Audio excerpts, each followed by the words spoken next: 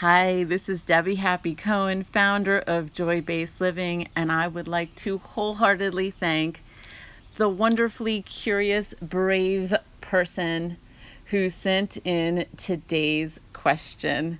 Good on ya, mate. I needed a topic for today.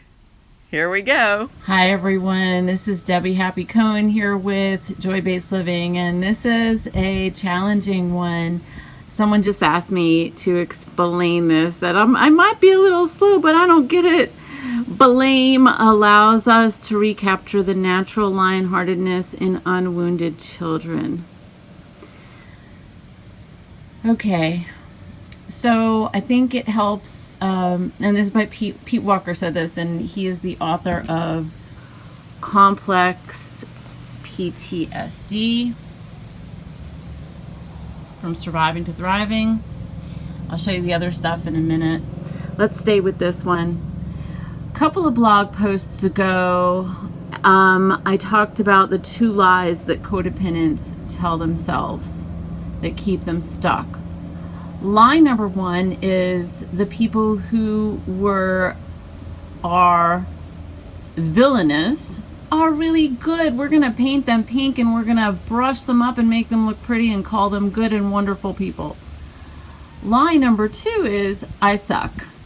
And these are the lies that a little child develops through either abuse or neglect. And that abuse or neglect can be emotional abuse and or emotional neglect.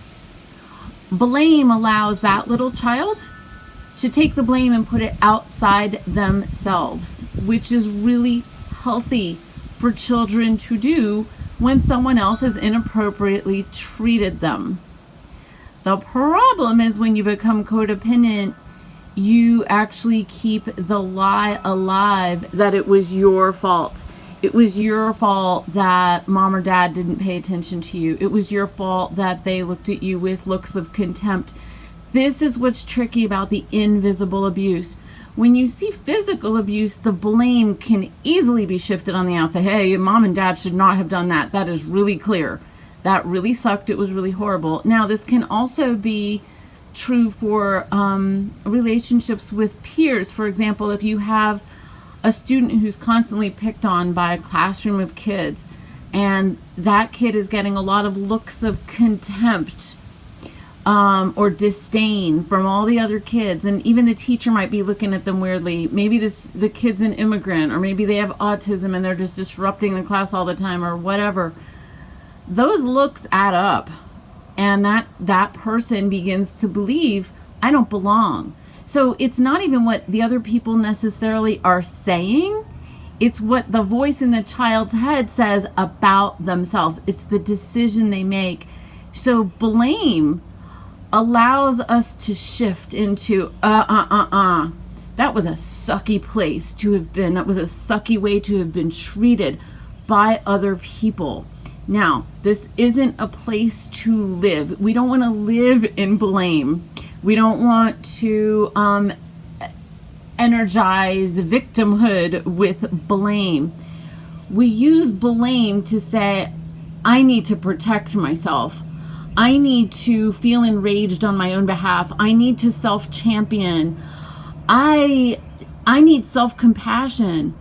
And rage and self-compassion for the inner child lets you know, as a newly healthy inner parent, I am on my side. I will never not be on my side again. I will never blame myself again for those things that happened. Now, let's move on to healing. Now, tears can be shed. 2 great movies. One of them is Prince of Tides. Another one actually is Monsters, Inc. You know, when the friendly monster, the large one, he feels so ashamed and he cries because of how he treated the little girl. That's when he shifted. So he saw that he was frightening her. I think I just might have made that more complicated because she might not have blamed herself for it. But most kids who aren't corrected and who are over time neglected or treated with contempt or disdain do blame themselves. So what you're doing is you're now giving yourself a wholehearted yes. The other thing you're doing is you're saying, you know what?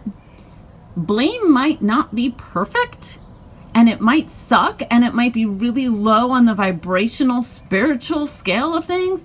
But like Abraham Hicks says, you have to know where you are in order to set coordinates for where you're going.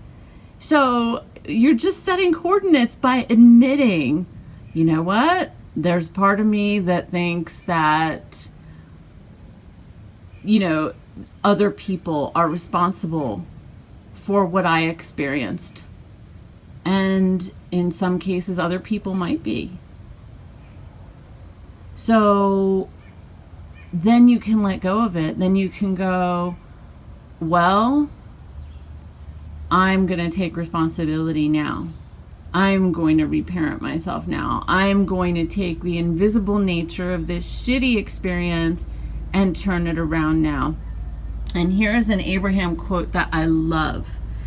The only thing you can ever be free from is your own resistance. And I think where a lot of people, especially spiritual people, trip up is resisting feelings of blame, resisting feelings that feel like they shouldn't be felt. So what you're doing is you're just saying, you know what? I'm opening my system to feel whatever is so, to get really, truly, brutally honest about my real coordinates, and then saying, and here's where I want to go. Well, now you can surrender to love. You can surrender the blame to love. You can surrender the shame around the blame to love. Two of the terms that really struck me when I heard them, it took a while for me to wrap my head around them, is victim blaming and victim shaming. This is very common in the realm of invisible abuse, emotional neglect, emotional abandonment. And we got to stop it. I wrote an essay at the Joy Based Living website called Invisibles Anonymous. And you might want to check that out. Also, this Pete Walker book is excellent. Also, as always, the Joy Based Living 12 Practices ebook is excellent for creating a new relationship and a healthier, more beautiful relationship with yourself and therefore with others. I now give you a wholehearted yes. Amen and amen.